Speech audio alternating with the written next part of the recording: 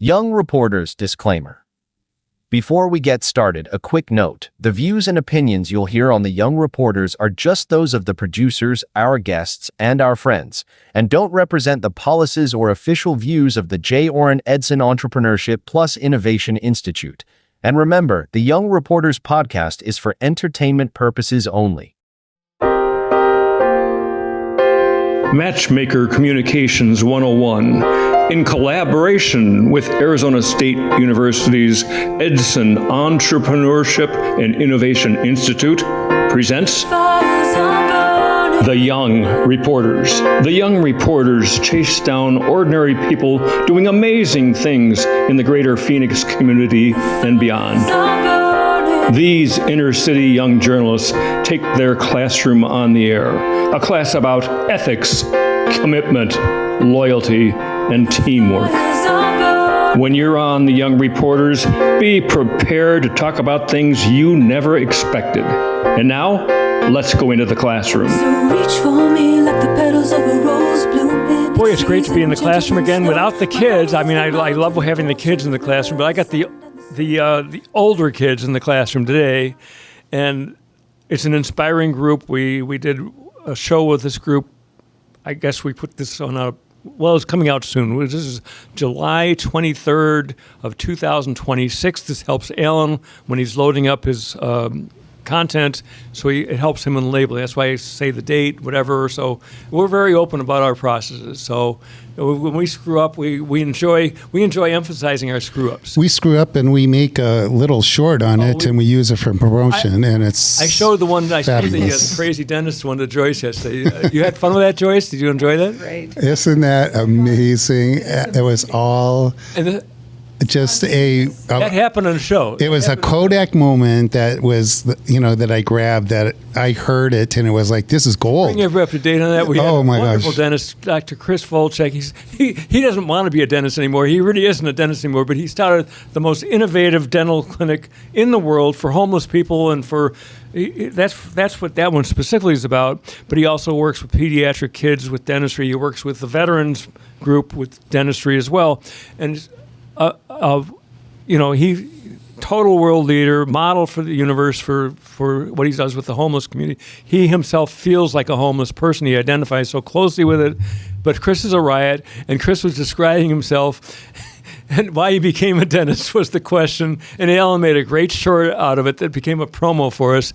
And it's just, we wanted to make sure, though, when that thing ended, we wanted to make sure that people knew that he wasn't the loser he would describe. He was a total winner. He was describing himself as a loser. He called himself a loser so much that Bob and I, at the end, said, okay, we got to fix this. And so then we put an ending piece on it that totally... And he'll be back in the studio with us soon. And he's amazing, actually. It's funny that he would... Speaking of amazing, we had amazing first show we had. I'm Bob Fishman, by the way. Alan Ripa, who does a lot of it. Alan finds us the best guests. He found us Aaron Patterson and Mark Patterson. Two of many that Alan has found over the years to bring in the studio, to connect us to stuff. Alan was instrumental in getting us to meet Sharon Jackson over here to my right, because we went to an event on integrative medicine, and Sharon happened to be there, and I got to know her a little bit, and so that's why Sharon's in the studio today. Joyce has been a long-term friend, Joyce Buchers. Sabina Raja Sundaram met at a Startup Central event a couple months ago, and another great event with a really fun panel and great group. And that's when I first met Corbin, is at that same event. Corbin Billings, who just joined us right now. And so I'm catching up Corbin and some of the stuff because he wasn't here for the first show. But Corbin, real quick on, I mentioned again, Aaron and Mark Patterson. My first, like Mark said, you said, I've probably met people before who were IVF babies, but this is the first one who's acknowledged. You as the father acknowledged it. I don't think I've heard Aaron say it. Do you ever say I'm an IVF baby? Not usually when I introduce myself. It's not a good pickup line or anything like that. It's not like the first thing. Okay, so you might try it someday. If there's somebody you really want to impress, say, "Yo, by the way, I'm an IVF baby." You know, you never know, right? I should try it someday. Thank you. Yeah. Yeah, she's got the right spirit for this stuff. You know, she's really into this. It's great. So, Corbin, this is the fun we were having on first show. And by the way, just so you know, Corbin, I could be getting this wrong. I'm willing to take the gamble. I was just verifying with Sharon a little bit earlier. I looked at her and said something, and she's looking at me like a blank slate, kind of. And then she says, "Oh, now I think." So, I think I read that you were like one of 50 women involved with this international women speaking thing, whatever, right? Yes. And you were like listed as one of the 50 women in the world. What was that? What was that exactly? It was one of those things, you know. When you live on purpose, it's almost like you feel God push you to do different things that you would never think about. Well, speaking with the International Women Speaker Summit, which happened in May. And this past May? Yeah, this just happened. And so my spirit's like, do it. And I'm like, okay, I'll do it. This is you coming after dealing with a stroke that... It's kind of scary stuff, oh, you know? It's huge. And so you went to this event? Is that what it was? I committed, and that's going to get pretty as a speaker? interesting. Yes, I was a speaker. It was my first major speaking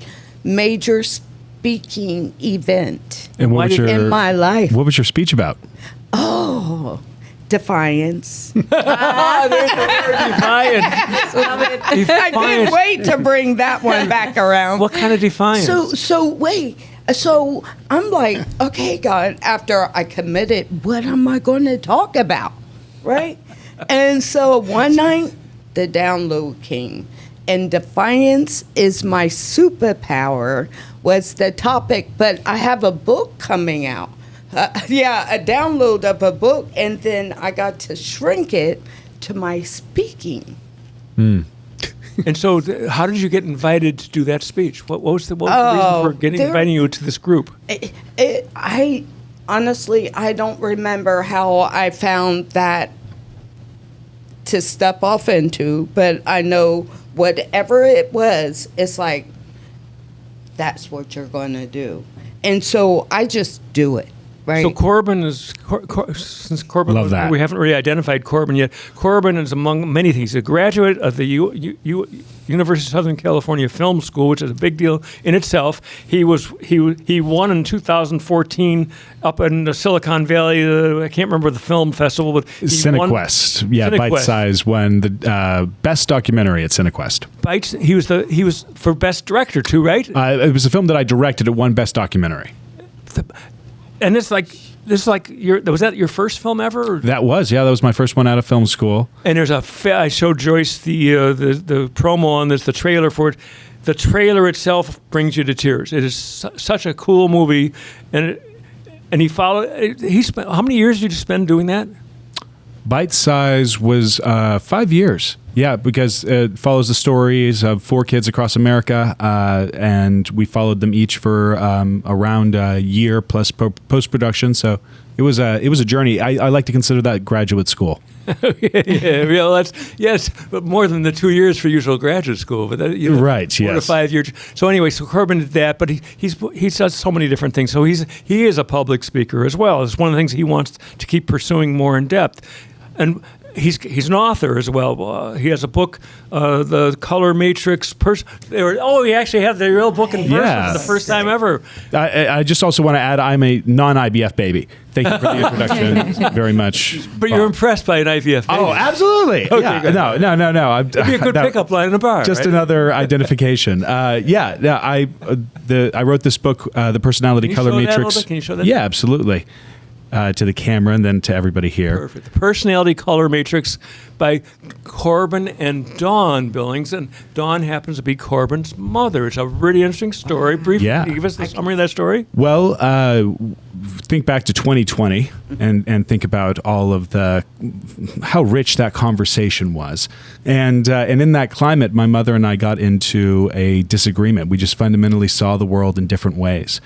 And it led me to, in a self-righteous attitude, go on Facebook and dismantle and dissect a lot of what she was posting. And it just caused a total fracture in our relationship. Online, is that right? Really? Yeah, I essentially just called her out in public, Oh, my goodness. And it was one of those moments where we have to figure out, if we want to preserve the relationship, how to find some type of common ground, because the generational divide or difference in political or social views had just ballooned into causing us both way too much unnecessary conflict that we didn't want. And so it was basically at this point where I was given an opportunity.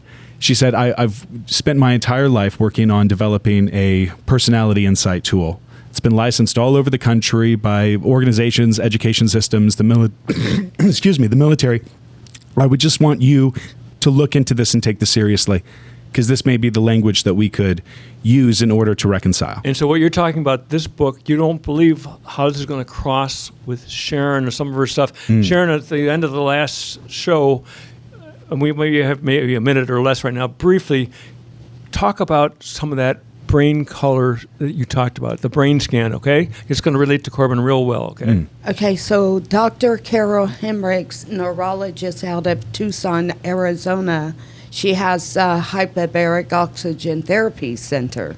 And so she was showing me a special scan that she does of the brain, which is an MRI-DTI. And it shows the brain like a bunch of strings, and it's color-coded. And wherever the breaks are in the brain is where she can tell the TBIs or PTSD. And then she would treat the veteran or first responder with hyperbaric oxygen therapy and re-scan, and you can see the repairs in the brains from that. And this is what we're going to pick up on the next segment, because this directly relates to his book and the work that his mother's done for years and years, and what Corbin is headed to change the world with. We didn't need to change the world. We are the Young Reporters. Thank you for joining us. We'll be back with another segment very shortly. Stay with us.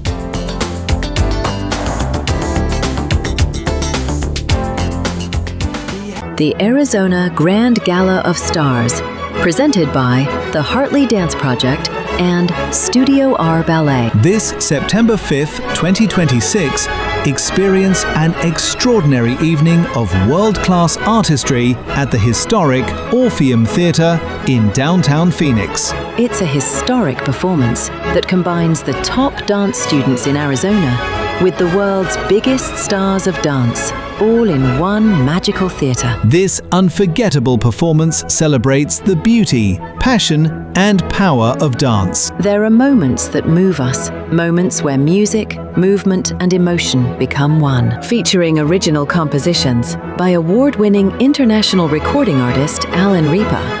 Also, the dynamic, classically trained, pop-influenced string trio, Simply 3. Saturday, September 5th at 7 p.m. Tickets available now at etix.com. Hello, this is Erin Patterson, and you are watching The Young Reporters with Bob Fishman and Alan Ripa.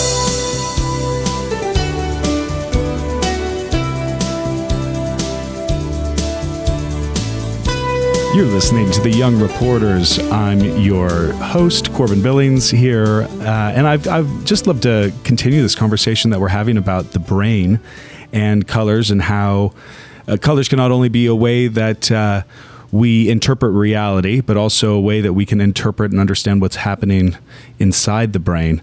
And I'd love to understand more about how colors used to assess. Is it essentially like a thermal or heat scan that we're reading? Absolutely. It truly is. And it is pretty mind-blowing, to sit there and see how she sees, as a, neurologist, sees us physically, for one, and then be able to scan the brain and see where every time we bump our head, a string breaks. And it affects us wherever it affects us in the body. But to watch that same person scan after, sessions with hyperbaric oxygen therapy and watch how that brain repaired itself.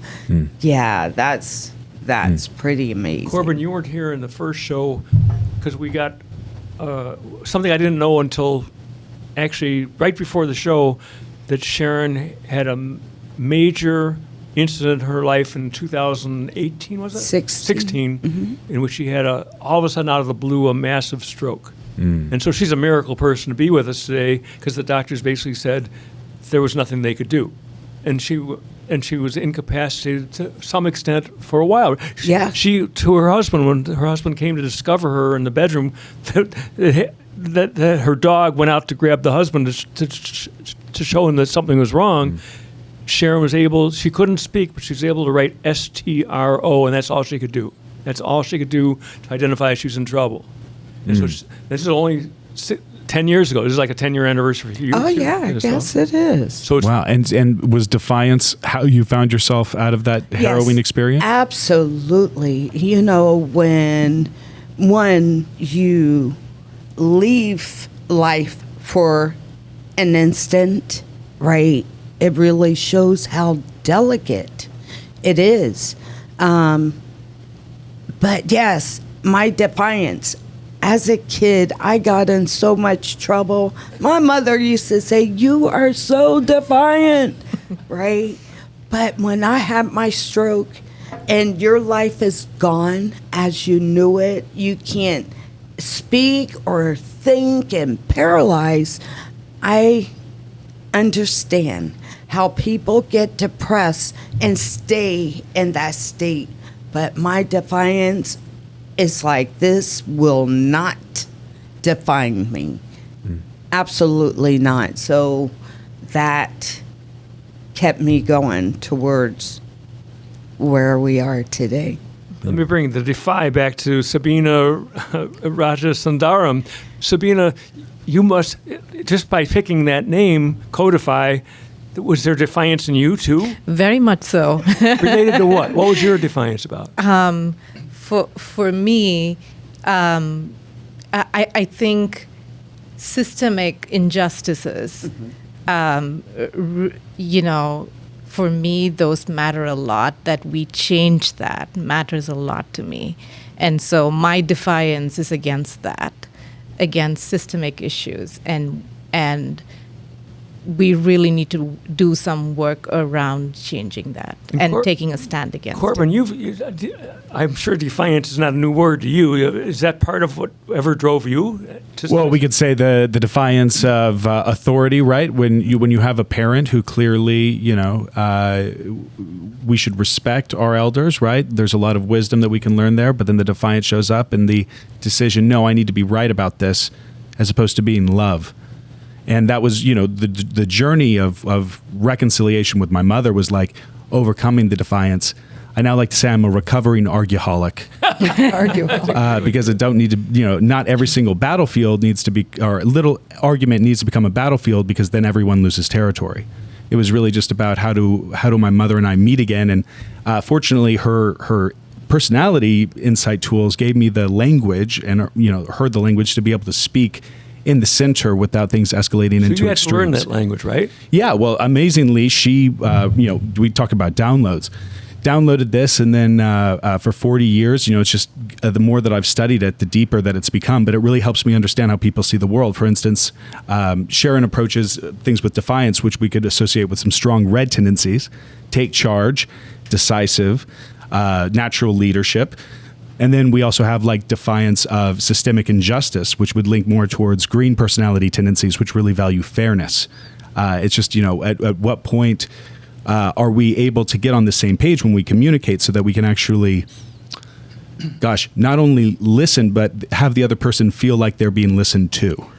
And Corbin, I was very interested because yesterday when we first met, you told me about your parents and how you got your parents, who had been separated for those 13 years or 14 years, back together. And so I didn't parent trap them, but they got back together on their own. I was just there to get ordained as a minister to be there to remarry them. And then you wrote the book afterward. Yes. The book was written later on when I was older and recovering Californian, integrating into Arizona society. And so it was, I was approaching life with a lot of self-righteousness, which I think is an aspect of the extremes that aligns more with the green side of things. Things are just unfair, this injustice, and if there's no justice, then there can be no peace. That's me. We end up having, so this is the value of the center and the extremes. One of the best things that we can do as individuals is take accountability for not only our strengths, but our blind spots. And be able to understand, well, yes, I'm a person who really values meaning, purpose, being a part of a group that's bigger than myself. But I also have to recognize that I can be susceptible to group identity, and then that movement becomes a mob. And then I'm a faceless person who's trying to destroy a system that I think is inherently corrupt instead of building something better. It's way easier to destroy things. One of our big slogans here is a play on one of the internet, one of the technology slogans. We don't move fast and break things. We want to move fast and fix things. That's what my view is. It's one thing to come up with a cute slogan, but you can destroy things real easy. And so it's very hard to fix things once you've messed it up. Joyce, I'm curious. I want to get to Aaron on this too, and I want to get to Mark. Joyce, you are such a loving, giving person. Has there been much defiance in youth in your life and history? Everything I've done, I've always broken the ceiling on. It's always been a male-dominated system. And so I went back to Claremont, and I find it very interesting that the group at Claremont School of Theology were the best in the West. And they brought so much of our thinking into the male patriarchal system. And I'm very interested in why we're still having to repeat these patterns of going backwards stupidity. Right now. We're going backwards in that respect, Yes. Oh, no.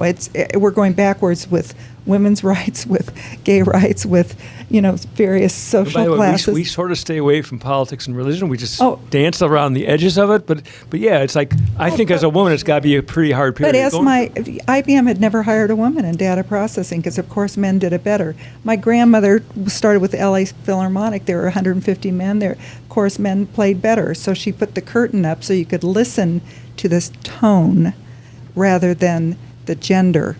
And so what's happened is, and I really think that this is a breaking point, and so when we're so polarized, and I deal a lot with resonance, is that when we resonate at polar opposites, guess what happens? It goes up to the highest and the best, and the highest and the best is love. Yes. And it's just so much easier. So I've been really studying traditions of the Middle East and really understand culturally and traveling overseas, and I'm so proud to be an American, but I'm not proud of what our American politics have done internationally. Sharon, you were reacting there. What are you reacting to? What Joyce was just saying. All of it, and all of it, seriously. But I have a optimistic view of things. I do too. Right?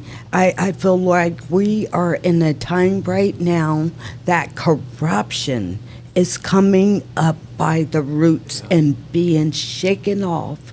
And the new way, which is love, which is a frequency, which is a color of the rainbow, right? Exactly. It's coming back to that. And that's the power of us sitting at this table today. Aaron, you're the youngest here, okay? You have such a perfect father that's been a gift in your life, but he talks about being the contrarian. Have you had defiance? And you just look like the most pleasant, wonderful, cooperative, whatever. Do you relate to the defiance at this point in your life at all? For sure. I mean, I will say I haven't really endured a lot of challenges in my life so far, which I'm very grateful for. But yeah, I mean, there are normal parts of defiance in everyday life. I loved a lot of the stuff that you were saying about kind of groupthink and the tendency to be self-righteous and think that your perspective is the only right thing, and then that causes problems. And I also liked what you said about just having a positive outlook on things. And even though proud to be an American, but there are issues, we have to remain positive.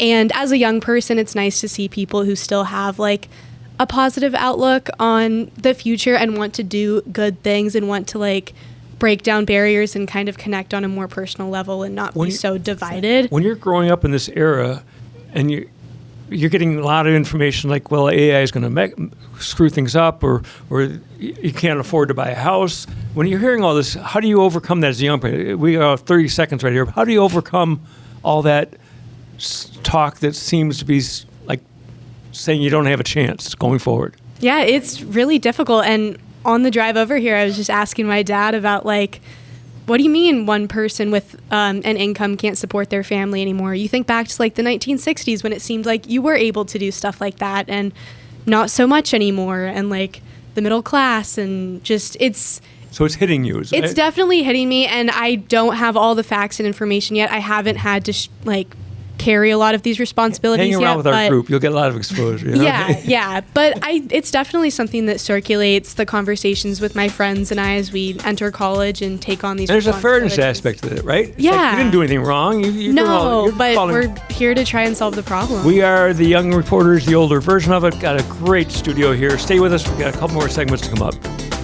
Don't leave us right now.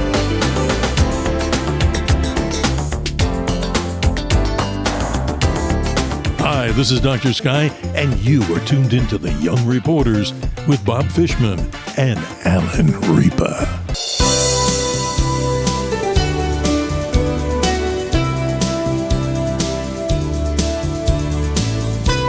Welcome back to the Young Reporters. This is Sharon Jackson.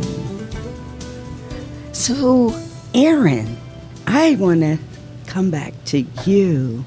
I love what you were saying, how it is kind of challenging being young in this time.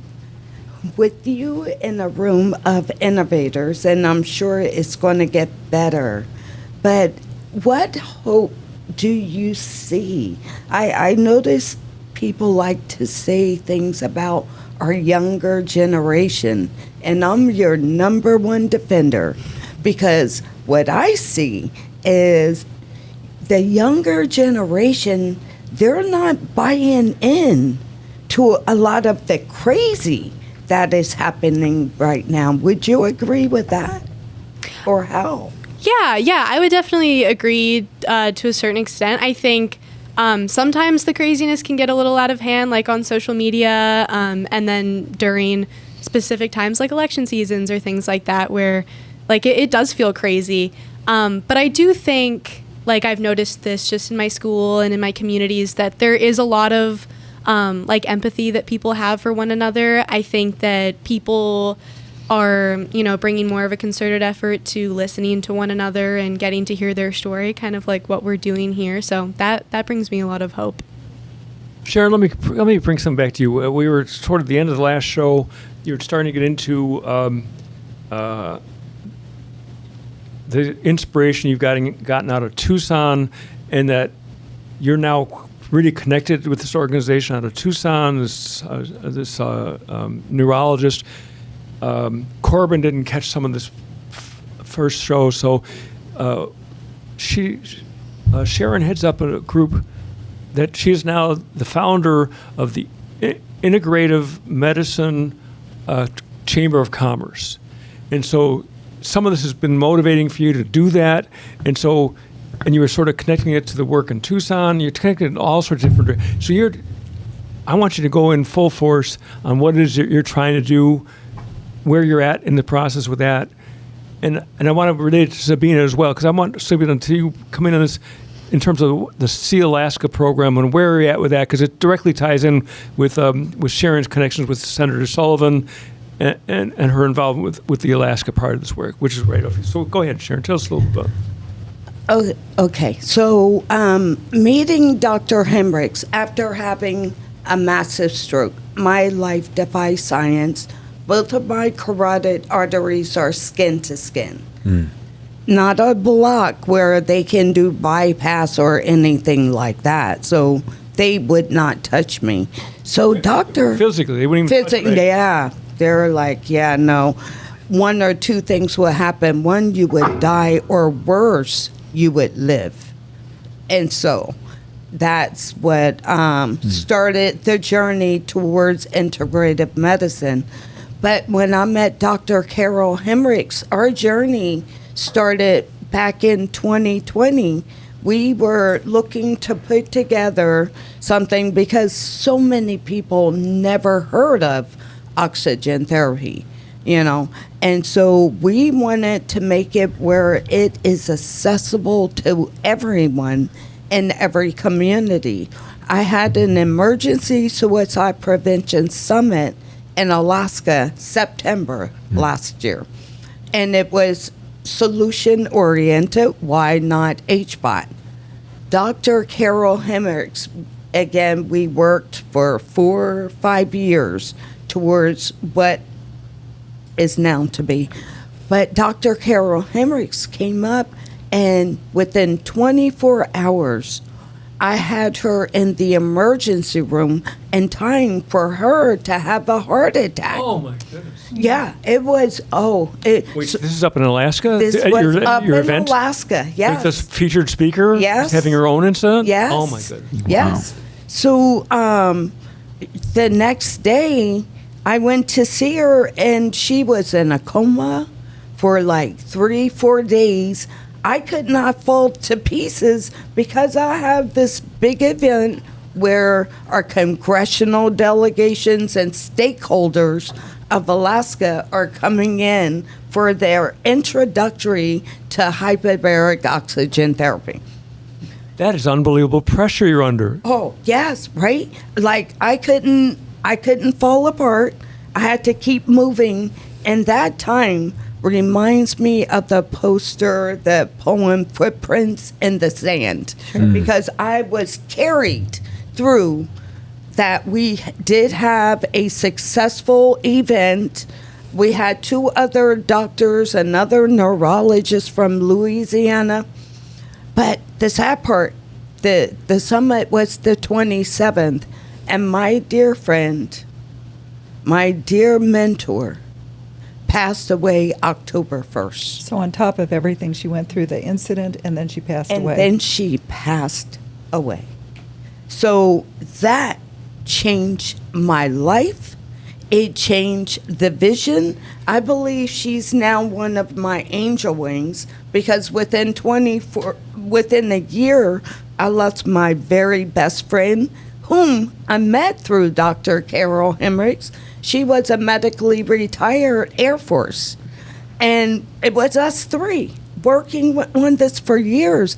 And Robin passed away like November of 24 out of nowhere. I mean, that knocked me and Dr. Carol back. And then me lose Dr. Carol.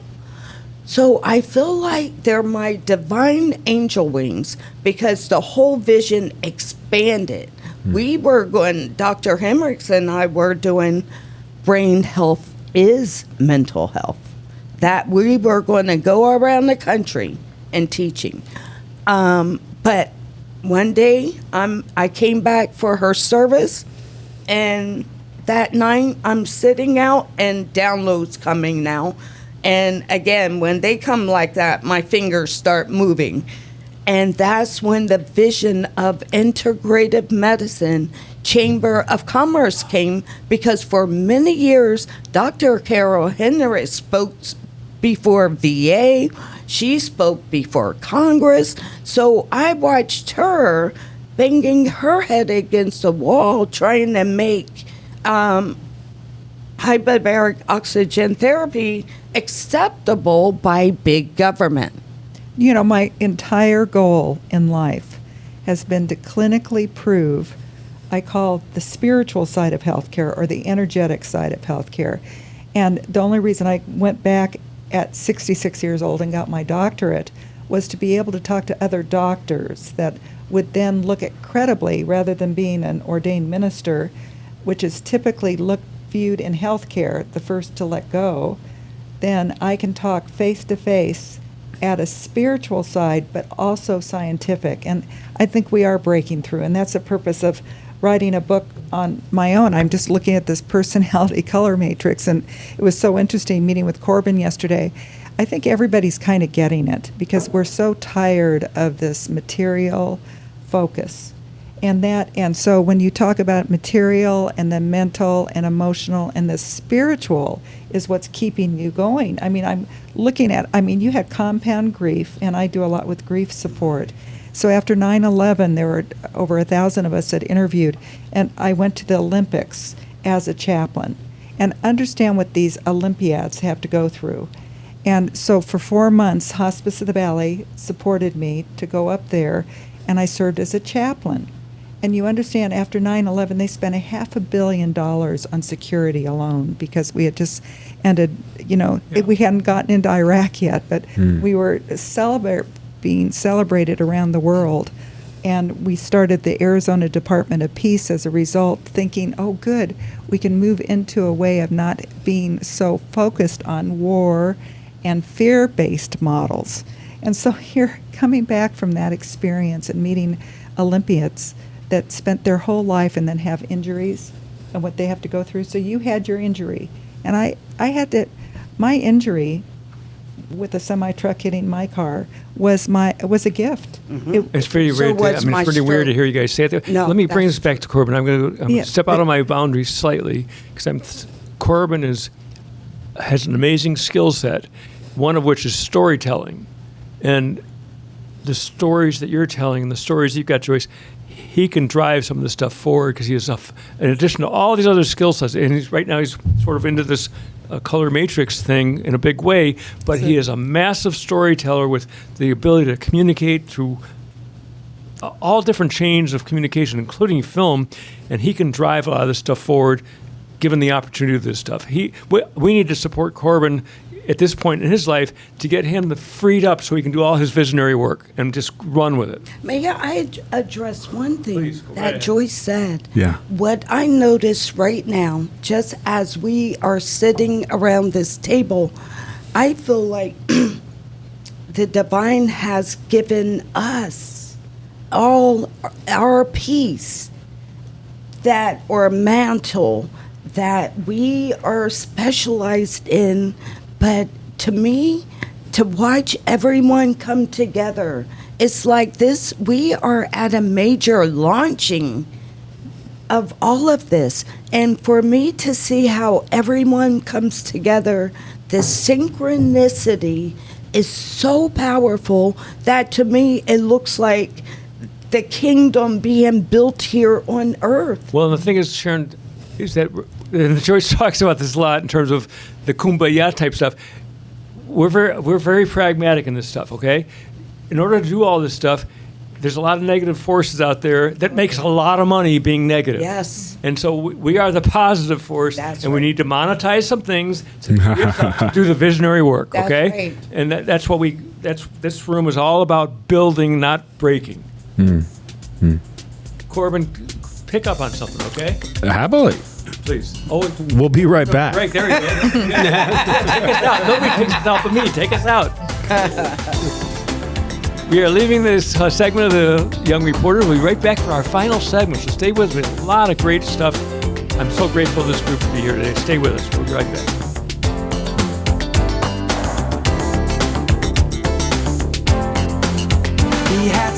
Hello, welcome to the show. This is Erin Patterson, and you are watching The Young Reporters with your hosts, Bob Fishman and Alan Ripa.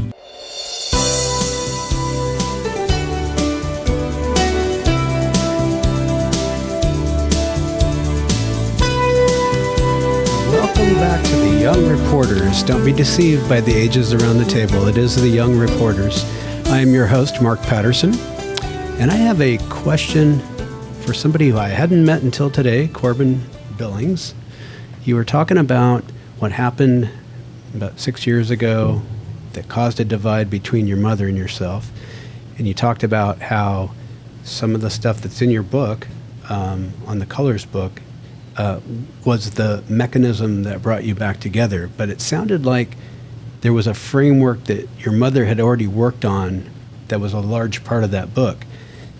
How do you believe having that kind of knowledge allowed what happened to happen in the first place to where you reached a point where you needed to go and kind of defy her situation on social media? Yeah, well, So I think that it's all like setting the stage. Having the resources of primary colors, and that's what the framework was originally called, was a great tool because I had the emotional intelligence of a rock as an adolescent. I was very serious. I would tend to catastrophize. And in many cases, it was like having a social battery wasn't a thing. It was all like learned skills and relationships. At a certain point, though, whatever we're brought into maybe is what we know, we become comfortable with, and then we want to explore everything that's the unknown. And a lot of that led me from a very practical, pragmatic upbringing in Tulsa, Oklahoma, being the son of a neurosurgeon, into going into the very spiritual side of reality, and getting in touch with what is the thing that actually connects us all. Not trying to understand so much as experience. And then that led me to a lot of conclusions about our reality, how things are built and how it all interworks and weaves together. And I began to see a lot of things in society where people are in the spirit of fairness, they're calling for sameness. But that sameness isn't actually how nature operates. But that's not to say that just because they're not the same, they're not one. But in that effort to impose or enforce our beliefs, we lose the spirit of that connection. Instead, it's either being right about facts or right about our beliefs. And that is essentially one of the things that I was out there on my own trying to figure out. Well, I went to Asia, South America, and Africa, going to all of these different culturally profound sites in order to begin to piece this all together, and was massively humbled when I returned to primary colors and saw that the framework directly mapped onto and mirrored everything that I'd gone out and learned on my own. Being something that your mother had developed. Yes, yeah, and it just speaks to the way that we connect in nature, and it's usually through this amazing pattern of sixes. Now, the sixes connecting all together creates the unseen sort of, but always present seventh. But I began to look at how nature even builds. And there's a lot of personality assessments that are out there on the market, but they'll usually try to break down personality, even in colors, but in terms of 4 quadrants.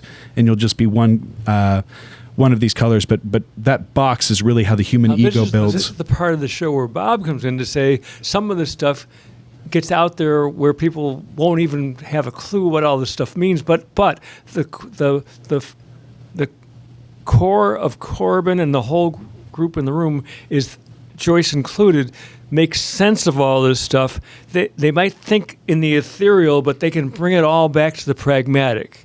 And so like when true. Corbin is mentioning the 6s and 7s, most of us don't have a clue what that even means, but it all comes back to make sense through the storyteller Corbin when he's going to make his larger point about whatever it is he's going to make a point on, that he can communicate on all levels. That's what I love about this. So when you're talking about this thing in relation to Mark's question, the bottom line was that something drove you to get back to this conversation absolutely. with your mother, so right? My brain is naturally curious. I'm always looking to solve problems, right? Hence me getting into math or sacred geometry and anything like that. But really the bigger issue was, how do I solve the problem in the relationship? Which this is the woman that gave me life. I can't forsake that. Why would I ever take that for granted or cut that off because of... I would say the root of that would be some kind of disapproval of her beliefs or feeling, discomfort, and I think that that's widely shared among the younger generations. You're saying that you're starting to think that my relationship with my mother is getting really messed up, and why do I do that? Right? What is even is my perception of my mother the reality of my mother? And that became a hard thing that I had to face. That I was actually defining my mother based on this extreme. And I wasn't giving her credit for any of the amazing qualities that she would bring to the relationship. I was always just focusing on the negative. And really, we will see what we seek, whether we want to see paradise or prison. Mm-hmm. That'll manifest itself. And so the secret of it all is we want to give everybody all of the tools that they can begin to recognize patterns of behavior. So that instead of being challenged by it, they're doing that just to piss me off, it becomes almost, I knew you were going to say that. Sure, and there could be a little bit of levity added here. She's agreeing with you. What are you reacting to right now? What are you getting? He's hitting core. He's hitting substance on human behavior. And it's kind of sad because I was having a conversation with my husband coming here, and it's like, why can't we be like animals? They don't argue with each other. They just accept and just work, right? Anyway, no. In color, you're hitting communication, which is the core of everything, even with what I'm doing. With Integrative Medicine Chamber of Commerce, this is about collaboration. This is about building bridges, right, for the better for all. So with you hitting communication and core, and bless your heart, yes, I just said that. With you reconsidering your relationship with your mother. Oh, it's so key. And meeting Corbin yesterday, I told him to make sure he tells both his parents that another mother appreciated his approach, because relational issues with your family are so key. And it's such a nice question that you came up with. Why did you ask that question? Oh, well, I think that, I look at everyone as being born with very unique gifts and talents. And I think you can maintain your uniqueness without sacrificing unity. But you need to work to do that. And I think about one of your prior shows, Bob, where you had Oscar Pineda on, and Thinking Outside the Boss. And I haven't read the book yet. I look forward to it. But as he was talking about some of the key concepts of his company and what he tried to build to have almost like a complete buy-in of feeling relational rather than transactional. And he brought up communication, Sharon, and how he spoke about it, and vulnerability. But I thought, here's someone, your mother has this perspective. It's unique to her. It could help other people. You weren't there yet. You had to take your unique path to try to find out how you fit in that whole picture of unity with her and with others. And look at where you are today. Sounds like you've pretty much succeeded in doing that. But we can all do that. It's like a balancing act and a constant returning to center. But yeah, I appreciate that. And it kind of speaks to the crazy that we were addressing earlier when we look at the world. There's so much crazy. And some of that crazy also shows up in the people. It's the relationships part that of the are crazy too. Well, we absolutely contribute our own crazy, but this reality and this experience of life is so foundationally relational. And so that's the source of all of our misery, and the conflict is just these miscommunications. If we can hold on and remember to appreciate all of the good that people bring, we call that the center. And we just hold on to that center in the face of the crazy, in face of the extremes. It's not to say that we excuse the behavior. We always are working towards it, but we're never defining somebody according to their extremes. We're always giving them that path, back. We're always allowing that to stay open. What do we got? Last couple minutes of the show. I want to bring it back because we are and Corbin is totally pragmatic too. So is Joyce in her own way. Joyce is an amazing world changer. Sabina, I want to bring it back to you. And Aaron, you've added so much to the show again. So we're grateful for that. Sabina, you are in the pragmatic as well. You are about bringing opportunities to native populations, both here in the bottom 48 as well as in Alaska. Yes. And you run into some frustrations periodically, right? Just the bureaucracies, whatever it is. So where are you in the progress of achieving the pragmatic, everything that we're talking about ethereally or in the idealistic? We don't want to give up on the pragmatic. How do we make it happen? We don't get lost in the what could be. We're in the real of let's make it happen, and let's make it happen soon, and let's make it happen now. Where are you at on your course? Like you all shared, it's about relationships. And that's what we come to, time and time again, whether it's with our students, whether it's with our tribal partners, coming back to the table and saying this, that we have trust, that we know that the students are truly cared for, and every student who comes through our program would say that. The first thing we do is build trust. That's the very first thing, because if there is no trust and there is no vulnerability, and if there's no vulnerability, then my students can't learn. So I work very hard to build trust so that they can be vulnerable. And then part of that is that you've built a relationship with the tribal population, and you produce jobs apparently for the kids you're teaching, right? So my students would know that I would do everything that is humanly possible to help them succeed, whether that's helping them get jobs, internships, or helping them with other resources, mental health resources. Anything that they need that I can possibly do for them, they know that I would. And I think that has made so much of a difference. So even when tribal partners look at the work that we do, our students are our biggest advocates.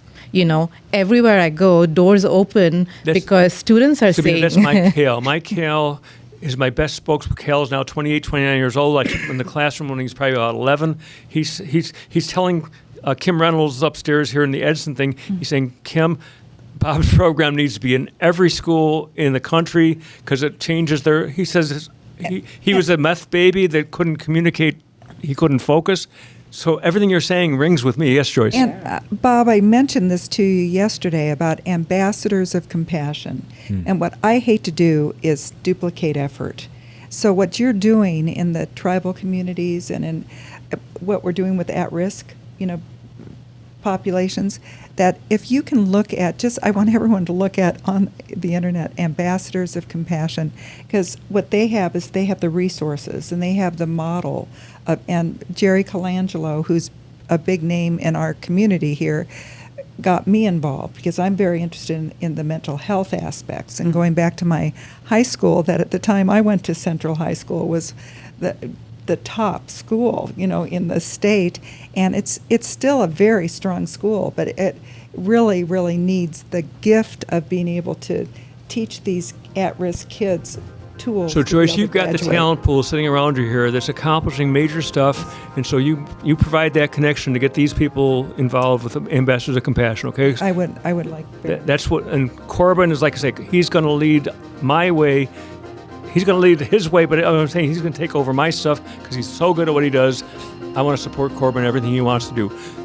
Thank you all for being vulnerable here. Thank you all for the trust, for the communication. We've had a ball with this group. 1 year anniversary of our collaboration with Arizona State University's Entrepreneurship and Innovation Institute. Thank you, Kim Reynolds. Thank you, Heidi Jacobson. Thank you, Linda Ricciuti, for giving us this opportunity.